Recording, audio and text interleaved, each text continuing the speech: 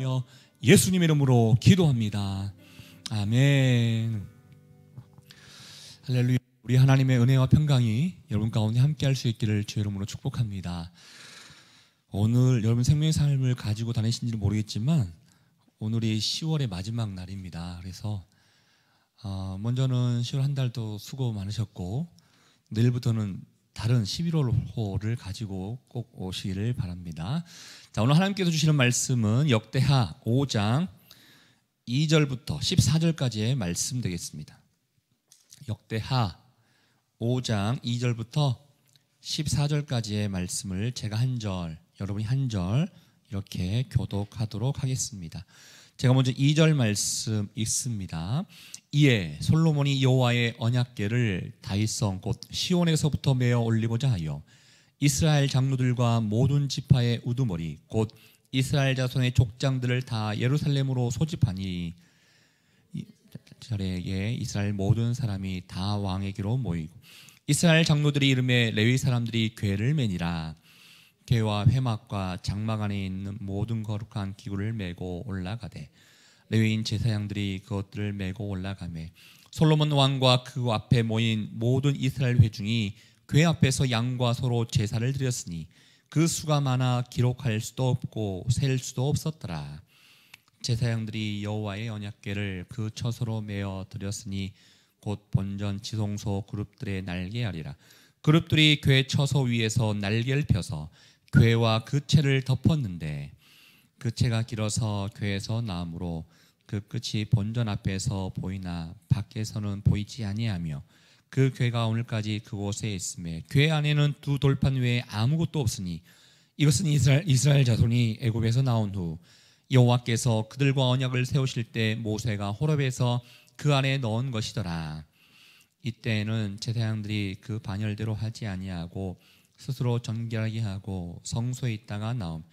노래하는 레위 사람 아삽과 헤만과 여두둔과 그의 아들들과 형제들이 다 세마포를 입고 제단 동쪽에 서서 재금과 피파와 수금을 잡고 또 나팔 부는 제사장 120명이 함께 서 있다가 나팔 부는 자와 노래하는 자들이 일제히 소리를 내어 여호와를 찬송하며 감사하는데 나팔 불고 재금 치고 모든 악기를 울리며 소리를 높여 여호와를 찬송하여 이르되 선하시도다 그의 자비하심이 영원히 있도다 하며 그때 여호와의 전에 구름이 가득한지라. 함께 읽겠습니다. 제사장들이 그 구름으로 말미암아 능히 서서 섬기지 못하였으니 이는 여호와의 영광이 하나님의 전에 가득함이었더라.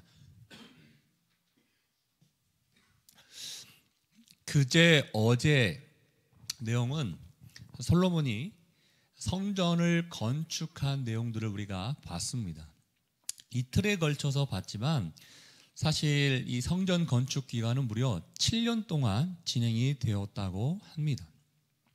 솔로몬이 왕이 되고 난 이후에 4년째 되는 해에 건축이 시작됐는데 이제 7년간 건축이 마무리되었습니다. 오늘 말씀이 시작되는 이해라고 이렇게 되어 있지 않습니까? 이해라는 게 어제 마지막으로 나와 있는 5장 1절 말씀인 거예요. 5장 1절 말씀을 다시 한번 우리가 보고 연결을 해보도록 하겠는데요. 5장 1절 말씀을 우리가 한번 같이 한번 읽어보겠습니다. 시작. 솔로몬이 여호와의 전을 위하여 만드는 모든 일을 마친지라. 이에 솔로몬이 그의 아버지 다윗이 드린 은과 금과 모든 기구를 가져다가 하나님의 전 곳간에 두었더라. 여기서 모든 일을 마친지라. 성전 건축하는 모든 일을 마쳤다라는 것입니다. 그래서 2절 말씀이 이에 마치고 난 다음에 이제 무엇을 했는지를 우리에게 알려주고 있는 말씀인 것입니다. 여러분 성전 건축을 다 마쳤으면 여러분의 상식으로는 무엇을 해야 될 걸로 생각하십니까? 성전을 마쳤습니다. 그러면 7년간 진행이 됐기 때문에 우리의 상식으로는 조금 쉼이 필요하지 않겠나라는 생각도 있을 것입니다. 보통 물론 쉼이 있어야 또 재충전이 되어서 또 다른 새로운 일을 할 수 있지만 우리의 마음 가운데 이게 쉬는 거는 너무나 당연하게 생각되는 부분이 있습니다. 근데 솔로몬에게 있어서는 하나님의 성전이 건축되었지만 그보다 더 중요한 일이 있다고 생각했기 때문에 2절 말씀에 보면 솔로몬이 여호와의 언약궤를 다윗성 곧 시온에서부터 메어 올리고자 하여라고 솔로몬의 마음을 우리에게 준 것을 보게 됩니다. 건축은 다 끝났지만 솔로몬에게 있어서는 이거 끝이 아니다라고 생각했다는 것입니다. 더 중요한 일이 있다라고 여기고 있었다는 것입니다. 그것은 바로 언약궤를 가져다가 이 성전 안에 안치하는 것이다라는 이 중요성을 솔로몬이 갖게 되었다는 것이지요. 사실 그의 아버지 다윗도 마찬가지였습니다. 다윗도 이런 고백을 했죠. 언약궤는 사실 하나님께서 함께 하심을 상징하고 있는 것이 아니겠습니까? 다윗이 하나님, 나는 이렇게 좋은 데 있는데 어찌 하나님은 저 천막 안에 있으십니까? 라고 하면서 하나님, 하나님이 계실 곳 내가 성전을 짓겠습니다. 이 마음을 가지고 있었습니다. 그렇지만 하나님께서 아니다 라고 하셨기 때문에 다윗을 통해서 성전을 지은 것이 아니라 솔로몬을 통해서 성전을 짓게 되었던 것이죠. 솔로몬의 마음 가운데 이 언약궤를 가지고 오는 것은 성전을 건축한 것보다 더 중요하다고 생각했기 때문에 모든 사람들 다 부릅니다. 2절에 보니까 장로들을 부릅니다. 모든 지파의 우두머리를 부릅니다. 또 이스라엘 자손의 족장들을 다 예루살렘으로 소집했다라고 되어 있습니다. 여러분, 리더들을 다 불렀다는 거예요. 리더들을 불렀다는 것은 온 백성들을 다 불렀다는 것과 마찬가지인 것입니다. 한편으로 생각할 때는 굳이 이렇게까지 할 필요가 있을까? 여러분, 이 지금 다윗성에서 이 성전까지, 그러니까 다윗성에서부터 새로 지은 성전까지의 거리가요, 그리 멀지가 않습니다. 1km도 되지 않습니다. 1km도 되지 아니하는 짧은 거리이기 때문에 그냥 단순한 생각으로는 그냥 누군가 가서 그냥 이렇게 모시고 언약궤를 가지고 와서 이곳을 옮기면 되지라고 간단하게 생각할 수도 있을 것입니다.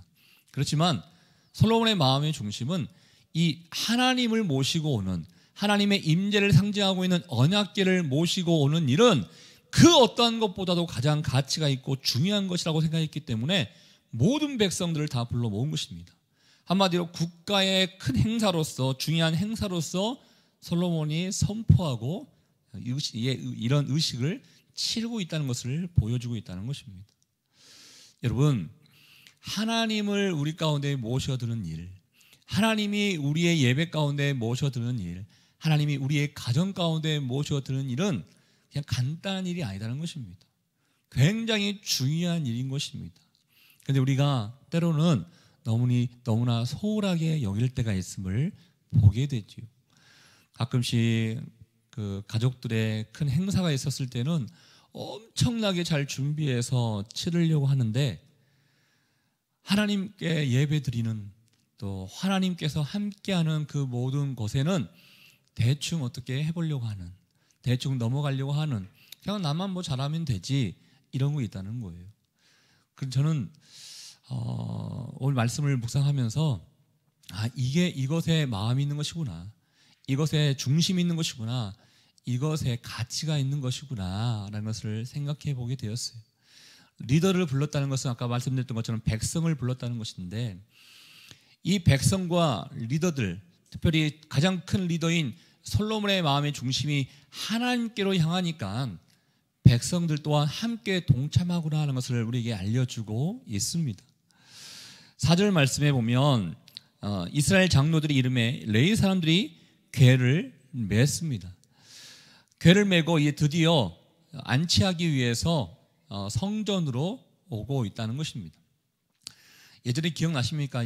역대상 그 말씀 가운데 다윗 이야기를 좀 이렇게 하다 보니까 다윗이 이렇게 궤를 옮겨오는 과정 가운데 우사가 죽게 되는, 그러니까 레위인이 그 언약궤를 메고 와야 되는데 그렇지 않고 수레를 이끄는 우사가 이게 소가 막 흔드니까 이게 언약궤가 넘어질까봐 손으로 이렇게 딱 붙잡았던 사건.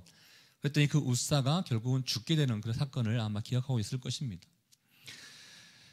그런 시행착오가 있었기 때문에 아마 솔로몬이 이 궤를 옮길 때는 하나님의 방법대로 질서 있게 레인들을 통해서 옮기게 된 것입니다. 옮기게 되었는데 이 옮기는 과정 가운데요, 이런 표현이 있는데 이것은 한번 같이 한번 읽어봤으면 좋겠는데 6절 말씀 우리 같이 한번 읽어보겠습니다. 6절입니다. 시작. 솔로몬 왕과 그 앞에 모인 모든 이스라엘 회중이 그 앞에서 양과 소로 제사를 드렸으니 그 수가 많아 기록할 수도 없고 셀 수도 없었더라. 제가 아까 얼마 되지 않는다고 했지 않습니까? 거리가 얼마 되지 않는다고 했습니다. 근데 그 과정 가운데 온 백성들이 함께 참여해서 제물을 드리면서 예배를 했다는 것입니다. 사실 이 장면은 다윗이 이제 아까 우사가 죽고 난 다음에 다윗이 이제 겁을 먹습니다. 겁을 먹고 바로 다윗이 있는 다윗성으로 옮긴 것이 아니라 오벳 에돔이라는 집에 잠깐 그 궤를 보관하게 됩니다. 3개월 동안 보관하게 되는데요. 보관하고 난 다음에 다시 이제 다윗성으로 옮길 때 이 비슷한 장면이 있습니다. 함께 좀 찾아봤으면 좋겠는데요. 사무엘하 6장 12절부터 14절 말씀인데 우리 자막을 통해서 한번 그 내용들을 한번 읽어보겠습니다. 12절부터 14절입니다. 시작. 어떤 사람이 다윗 왕에게 이르되 여호와께서 하나님의 궤로 말미암아 오벳 에돔의 집과 그의 모든 소유에 복을 주셨다 한지라. 다윗이 가서 하나님의 궤를 기쁨으로 메고 오벳 에돔의 집에서 다윗성으로 올라갈새. 여호와의 궤를 맨 사람들이 6걸음을 가매 다윗이 소와 살찐 송아지로 제사를 드리고 다윗이 여호와 앞에서 힘을 다하여 춤을 추는데 그때 다윗이 배 에봇을 입었더라. 다윗이 오벳 에돔의 집에서 다윗성으로 옮길 때도 비슷한 일을 했다는 것입니다. 6걸음 걸어가고 난 다음에 또 제물로서 제사를 드리고 이런 모습들을 했어요. 마찬가지로 솔로몬과 리더십들이 이게 중요한 행사라는 것을 백성들에게 선포하고 난 다음에 언약궤를 성전으로 옮기는 그 과정 가운데 이런 제사와 이런 예배 형식을 갖췄다는 것입니다. 자, 여기서 그래서 가정의 리더십, 교회의 리더십, 국가의 리더십이 중요하구나. 마음의 중심이 어디 있느냐에 따라서 모든 백성들이 함께 동참하구나 하는 것을 생각해 보게 되었어요. 그래서 우리 부모의 입장에서도 굉장히 중요하더라고요. 부모가 어떠한 태도와 어떠한 마음을 갖느냐에 따라서 자녀들이 그것을 보게 된다는 것입니다. 부모가 기도하는 모습을 보여주면 자녀들도 기도를 하더라고요. 부모가 말씀을 보는 모습을 보여주면 자녀도 말씀을 보더라고요. 부모가 큐티하는 모습을 보여주면 자녀도 큐티를 합니다. 우리 생각 가운데 큐티는 어른들만 하는 거야 라고 생각할 수 있는데요, 아니더라고요. 3살짜리도 큐티를 합니다. 4살짜리도 큐티를 합니다. 그래서 그 큐티를 나름대로 본인들도 적용을 하더라고요. 그래서 본이 어떻게 본을 보여주냐에 따라서 백성들과 자녀들과 아랫사람들이 어떻게 시장생활을 할 수 있구나 것을 알려줄 수도 있는 것 같습니다. 솔로몬과 모든 지도자들이 본을 보여줬고 마음의 중심을 하나님 앞에 두니까 백성들도 함께 동참하게 되었는데 이런 표현이 있죠. 그 수가 많아 기록할 수도 없고 셀 수도 없었더라. 여러분, 형식적으로 어떤 것을 섬기면요 계산하게 되어 있습니다. 쉽게 한번 생각해 볼까요? 여러분, 가끔씩 경조사가 있을 때 보통 이제 축의금이라든지 부의금을 하지 않습니까? 그러니 형식적으로 어쩔 수 없이 해야 될 때도 있잖아요. 내가 정말 그 사람을 아끼고 사랑해서 뭔가 축하를 해줘야겠다 이러면 좋은데 때로는 이 관계 안에서 형식적으로 해야 할 때가 있지 않습니까? 그러면 내가 저 사람에게 얼마를 했는지 때로는 기록도 하기도 하고 기억하기도 하잖아요. 근데 반대로 자녀들에게, 사랑하는 사람에게 무언가를 할 때 기록합니까? 기억합니까? 내가 내 자녀에게 무엇을 해줬지, 내가 저 사람에게, 사랑하는 사람에게 무엇을 해줬지 기억합니까? 기억하지 않습니다. 계산하지 않고 아낌없이 합니다. 이스라엘 백성들이 하나님 앞에 제사를 드렸는데 그 제물의 수가 얼마나 드렸는지 많은 양을 드렸다는 거예요. 정성을 드렸다는 거예요. 그 수가 많아 기록할 수도 없고 셀 수도 없을 정도로 아낌없이 마음을 다해서 제물을 드리며 예배를 드렸다는 것을 우리에게 알려주고 있습니다. 하나님께 나아가는 자들은 이런 마음이 필요하다는 것입니다. 하나님의 영광을 위해서, 하나님의 나라를 위해서 수고하는 자들은 어제도 나왔지 않습니까? 그 놋을 통해서, 청동을 통해서 기물을 만드는데 측량할 수도 없다라는 표현이 있었던 것처럼, 하나님께 나아가는 자는 내 마음과 정성과 최선을 다해서 섬기는 것이구나, 최선을 다해서 쏟아내는 것이구나 하는 것을 우리에게 알려주고 있다는 것입니다. 저는 하나님을 위해서, 하나님의 나라를 위해서 셀 수도 없이, 기록할 수도 없이, 측량할 수도 없이 여러분이 사랑하는 그 마음을 온 마음으로 표현할 수 있는 여러분 될 수 있기를 주의 이름으로 축복합니다. 이스라엘 백성들이 이렇게 하나님 앞에 제물을 드리면서 성전 안으로 언약궤가 들어오기를 간절히 바라는 마음으로 행렬에 참여를 했다는 것입니다. 이제 7절 말씀에 보면 이제 제사장들이, 7절에 볼게요. 제사장들이 여호와의 언약궤를 그 초소에 매에 들었으니 본전 지성소 그룹의 날개 아래라. 드디어 언약궤가 있어야 할 곳, 성전의 가장 중심부인 지성소 안으로 언약궤가 들어오게 되었습니다. 저는 이걸 보면서 있을 자리에 있게 되는 것이구나. 성전을 만든 목적이 무엇인가 한번 생각해 보면요, 이거를 위해서 성전을 만든 겁니다. 하나님이 계시는, 하나님의 상징, 하나님께서 임재하시는 상징인 언약궤를 좋은 곳에 모시기 위해서 성전을 지은 거예요. 성전을 지어서 많은 사람들에게 우리 이러한 건물이 있다, 우리에게 이러한 좋은 것들이 있다 자랑하기 위해서 성전을 지은 것이 아니라 언약궤를 모시기 위해서 성전을 지은 것입니다. 그렇다면 성전의 목적에 맞는 행위를 지금 하고 있는 것입니다. 전 이걸 보면서 우리가 예배 많이 드리잖아요. 또 사역도 많이 하잖아요.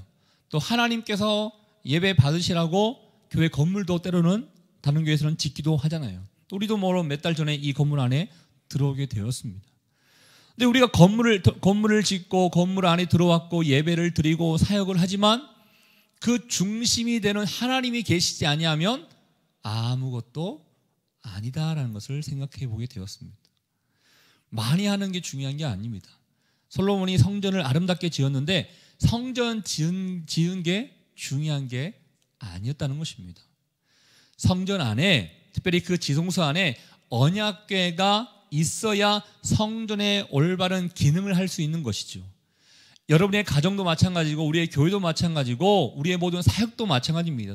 더 나아가서 우리의 예배도 마찬가지입니다.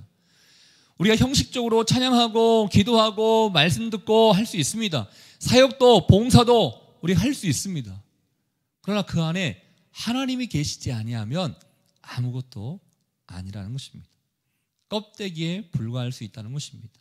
하나님이 너 정말 봉사 많이 하구나. 하나님이 너 정말 예배 시간 잘 지켜서 예배 드리고 있구나. 하나님께서 정말 아름답게 건물을 지었구나. 이거를 바라보신 것이 아니라 너가 나와 함께 하기를 원하구나. 이 하나님 중심의 마음을 갖기를 더 원하고 있다는 것입니다. 그래서 이스라엘 백성들에게서는 성전 안에 언약궤가 들어간 것이 엄청난 일이었던 것입니다. 이 언약궤 안에는 무엇이 있었습니까? 우리 10절 말씀 한번 읽어보겠습니다. 10절입니다. 시작. 궤 안에는 두 돌판 위에 아무것도 없으니 이것은 이스라엘 자손이 애굽에서 나온 후 여호와께서 그들과 언약을 세우실 때 모세가 호렙에서 그 안에 넣은 것이더라.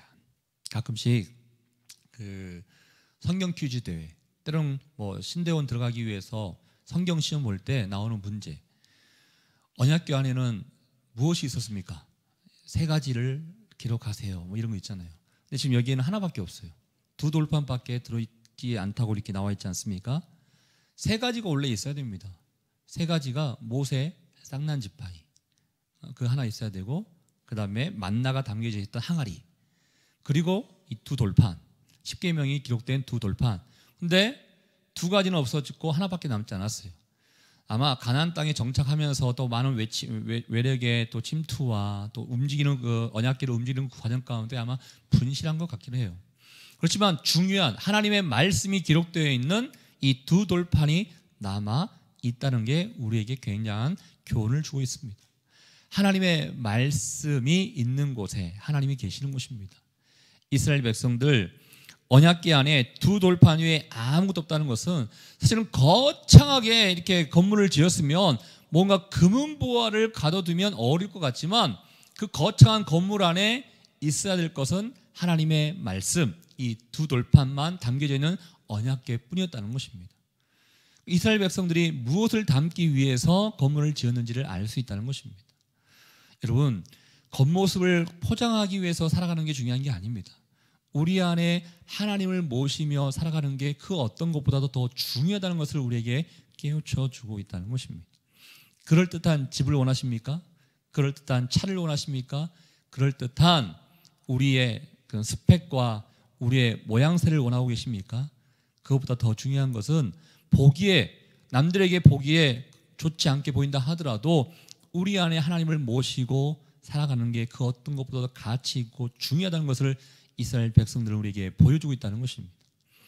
이게 얼마나 큰 일이었는가 봤더니 이스라엘 민족들에게서는 축제 한마당이 벌어지게 되었다는 것입니다. 11절에 보면요, 이때는 그러면서 제사장들이 그 반열대로 하지 않고, 제가 여기 조금 설명할게요. 이 반열대로 하지 않고는 여러분 또 한 달 전인가요? 역대상 말씀할 때 이 성전에 대한 것들을 다 이렇게 준비하면서 성전에서 섬길 그런 조직들을 다윗이 다 세웠습니다. 그때 제사장의 수가 많으니까 24반차로 나눠서 돌아가면서 섬기자라고 했었습니다. 그런데 지금 하나님의 성전 안에 언약궤가 들어온 행사는 엄청나게 큰 행사였기 때문에 돌아가면서 한 부류의 제사장들만 섬기는 것이 아니라 반차 다 무시하고 모든 제사장들이 다 투입해서 함께 예배드리고 제사드리고 축제를 하자라고 지금 우리에게 알려주고 있는 것입니다. 한마디로 엄청난 기쁨과 감격과 축제 행사가 지금 이스라엘 가운데 이루어지고 있었습니다. 13절 말씀, 그래서 이 축제 가운데 어떤 일이 벌어졌는가 굉장히 우리에게 중요한 메시지를 주고 있는데요. 13절 말씀 함께 읽어보겠습니다. 시작. 나팔 부는 자와 노래하는 자들이 일제히 소리를 내어 여호와를 찬송하며 감사하는데 나팔 부고 재금치고 모든 악기를 울리며 소리를 높여 여호와를 찬송하여 이르되 선하시도다 그의 자비하심이 영원히 있도다 하며 그때 여호와의 전에 구름이 가득한지라. 여호와의 전에 구름이 가득한지라, 이것은 여호와께서 함께 하셨다, 여호와의 임재가 임하게 되었다라는 것을 우리에게 알려주고 있습니다. 여호와의 임재가 임했다라는 것은요, 하나님이 기뻐하셨다는 거예요. 이 모든 과정이 정당했다는 것을 우리에게 알려주고 있습니다. 여러분의 모든 사역과 모든 예배와 모든 상황 가운데 여호와의 임재가 늘 임하면 얼마나 좋겠습니까? 그냥 생각해 보세요. 근데 우리의 모든 사역과 예배 가운데 하나님의 임재를 매 순간순간마다 여러분이 느끼셨는지? 아니요. 느끼기보다 느끼지 않을 때가 더 많았을걸요. 이스라엘 백성들이 이런 축제 자리 가운데 하나님께서 함께 하셨습니다. 그런데 하나님께서 좋아하셨기 때문에, 기뻐하셨기 때문에, 이 모든 것이 정당하다고 여겼기 때문에 임재하셨잖아요. 근데 여호와께서 임재하셨다는 그 앞에 내용 가운데 이들이 여호와의 이름을 선포하는 내용이 있는데, 이 선포하는 내용이 보니까 여호와는 선하시다, 그의 자비하심이 영원히 있도다, 이걸 선포하고 있습니다. 이게 하나님의 성품에 대해서 선포하고 있다는 거예요. 여러분 우리가 시편 말씀을 이 전주까지 봤는데, 시편 말씀을 통해서 찬양하라, 선포하라, 감사하라, 이 내용이 나왔는데, 그럴 때마다 여러분 어떠한 것을 선포하길 원하십니까? 대부분요, 하나님 나와 함께 하셔서 나에게 은혜 주셔서 나에게 선물 주셔서 감사합니다, 내가 그 이름을 찬양합니다 라고 했었을 거예요. 그런데 더 중요한 것은 내게 은혜와 어떤 선물을 주셨기 때문에 선포하고 찬양하는 것이 아니라 하나님의 그 성품을 찬양하는 게 더 중요하다는 것을 우리에게 알려주고 있습니다. 여러분이 기도할 때, 찬양할 때 하나님이 어떤 분이신가를 고백하십시오. 하나님은 선하십니다. 하나님은 자비로우십니다. 하나님은 의로우십니다. 하나님 나에게 선물 주셨기 때문에, 나에게 어떤 건강 주셨기 때문에, 나에게 지혜와 능력을 주셨기 때문에 감사합니다.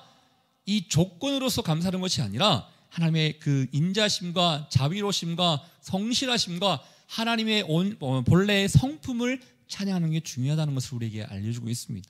그럴 때 하나님께서 기뻐하시고 하나님께서 우리 가운데 임하신다는 것을 우리에게 알려주고 있습니다. 사람들과의 관계도 마찬가지잖아요. 너가 나에게 밥을 줬기 때문에 난 너랑 친하고 싶어. 이것보다도 그 사람 자체가 너무 좋고 그 사람을 칭찬하면 받는 사람이 얼마나 좋아하겠습니까? 내가 밥을 사주니까 저 사람이 날 좋아하나? 이게 아니라 내 자신을 인정하고 받아들일 때 얼마나 좋아합니까? 바로 마찬가지입니다. 하나님의 그 성품을 찬양하는 게 하나님이 기뻐하시고, 하나님이 기뻐하시면 우리 가운데 거하시고 임재하신다는 것을 우리에게 알려주고 있습니다. 사랑하는 여러분, 오늘 말씀을 통해서 무엇이 중요한가를 다시 한번 우리에게 말씀해주고 있습니다. 건물이 중요한 거 아닌 것 같습니다. 건물 안에 무엇이 담겨 있느냐가 중요한 거 있습니다. 사역이 중요한 거 아닙니다. 사역을 할 때 하나님께서 함께 하시냐가 중요합니다. 예배를 드릴 때도 예배를 위한 예배를 하면 안 된다는 것입니다. 하나님을 예배하는 게 중요하다는 것입니다. 저는 우리의 모든 순간, 오늘 하루의 삶 가운데도 여러분 마음의 중심에 하나님만을 모시며 그 하나님을 찬양하고 경배하고 송축하는 오늘 하루와 일평생 여러분의 삶이 될 수 있기를 주의 이름으로 축복합니다. 같이 한번 기도하도록 하겠습니다. 이 시간에 기도할 때 하나님, 겉모습을 잘 보이기 위해서, 자랑하기 위해서, 그럴듯하게 보이기 위해서 살아가는 것이 아니요, 우리의 모든 영역 가운데, 우리 가정과 교회와 사역과 예배 가운데 하나님만이 온전히 자리 잡을 수 있도록 인도하여 주시옵소서. 하나님, 우리를 성전으로 불러주셨는데 우리 안에 하나님이 계시지 아니하면 우리가 어떻게 성전의 기능을 감당할 수 있겠습니까? 하나님만을 진정으로 모시는데 최선을 다하며 살아가는 인생이 되게 도와주시고, 하나님만을 바라보며 하나님을 모시는 것을 나의 인생의 기쁨으로 여기는 삶이 될 수 있도록 인도하여 주시옵소서. 또 오늘 하루의 삶 가운데 하나님의 성품을 찬양합니다. 하나님이 함께 하심을 찬양합니다. 하나님이 우리에게 어떠한 은혜를 주셨는지를 찬양합니다. 이 찬양의 고백이 또 오늘 하루의 삶 가운데도 임할 수 있도록 우리의 마음을 받아 주시옵소서. 우리 함께 주신 말씀을 생각하며 여러분 자신을 위해서 기도하며 나가도록 하겠습니다. 하나님 아버지, 오늘도 우리와 함께 하심에 주님 감사합니다. 거룩하신 하나님 아버지, 이스라엘 백성들이 여호와의 성전 가운데 하나님께서 함께 하심을 기뻐하고 찬양하였습니다. 우리의 인생 가운데도, 우리의 모든 사역과 우리의 예배 가운데도 하나님의 함께 하심을 묵도하는 인생 되게 도와주시고 소망하는 인생이 될 수 있도록 인도하여 주시옵소서. 예배를 예배하는 것이 아니요, 하나님을 예배하는 하나님의 사람들 될 수 있기를 원합니다.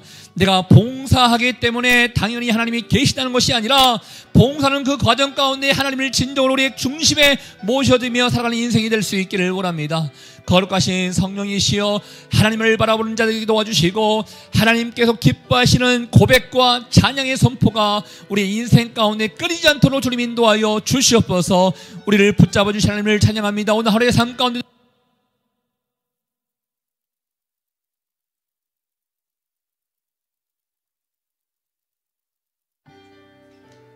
하나님 아버지께서 우리에게 은혜를 베풀어 주시는 하루가 될 줄 믿습니다.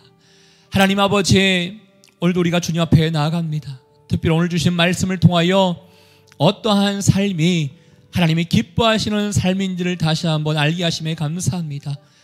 그럴듯한 건물이 중요한 것도 아니요, 그럴듯한 예배와 사역이 중요한 것도 아니요, 무엇보다도 하나님이 함께 하시는 모든 것이 진정한 의미가 있고 가치가 있다는 것을 우리가 가치가 있다는 것을 생각해 보게 되오니, 우리의 모든 삶의 영역 가운데 주님 모시는 일에 최선을 다하고 정성을 다하고 마음을 다 쏟는 인생 될 수 있도록 주님 축복하여 주시옵소서. 하나님을 찬양하기를 원합니다. 하나님이 함께 하심을, 하나님의 그 성품을 찬양하는 하루가 될 수 있기를 원합니다. 성령께서 우리의 마음을 알고 계시오니 임하여 주시고, 오늘 하루도 하나님의 평강이 임하는 시간 될 수 있도록 인도하여 주시옵소서. 예배받기에 합당한 주님께 감사와 영광을 돌려드리며, 지금 이 시간 우리 인생의 길과 진리와 생명 되시는 예수 그리스도의 은혜와 하나님 아버지의 그 크신 사랑하심과 성령의 교통 위로 충만하심이 하나님을 우리의 모든 삶의 영역 가운데 모시며 살기를 원하는 주의 백성들 한 사람 한 사람 머리 위에, 우리 가정과 일터와 우리의 사역과 예배와 우리 사람 살린 교회 위에 이제부터 영원토록 함께 하기를 간절히 축원하옵나이다. 아멘.